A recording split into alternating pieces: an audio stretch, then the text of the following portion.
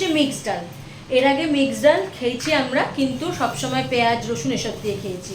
একটা কারণের জন্য নিরামিষ খেতে হবে। কিন্তু মা এখন ভাবছে মিক্সড ডালটার মধ্যে কি ফোড়ন দেওয়া যায়।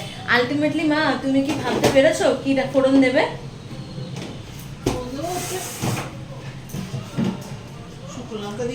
এই যে অলরেডি মা এখানে শুকনো লঙ্কা আর তেল দিয়েছে। মা কি ফোড়ন দেবে মা? 5 ফোড়ন?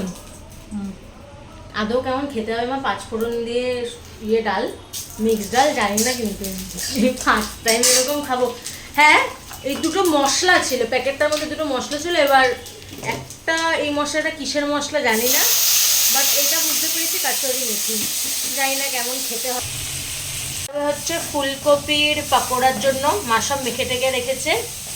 আর এই যে এই ডাল দিয়ে দেবো খুলে।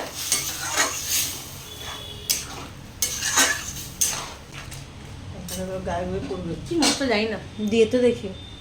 সবটাই দিয়ে দিলাম কিন্তু। দিয়ে দে, আর অন্য মশলা দিচ্ছি না, সাম্বারের মশলা মনে ভগবান জানে কিসের মশলা। না, এই মিক্স ডালের মধ্যে আছে যখন মিক্স ডালেরই মশলা হবে।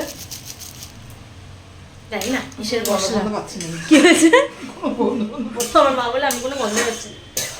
তো এখন একটু টেস্ট করে দেখার পেলাম। মা নিচে গেছে, মা বলে একটু দেখ সব ঠিকঠাক আছে কিনা। নিচে গেছে কারণ বাবা ছাতা ছাড়া আসছে, পুরো ভিজে বাবা, তাই জন্য। এবার দেখি সব কিছু ঠিকঠাক আছে কিনা। খাবো কি, অলরেডি আমার জিভটা এখন অবধি পোড়া।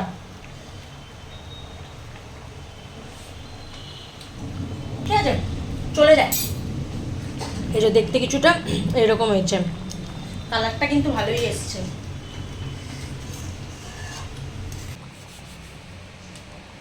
হ্যাঁ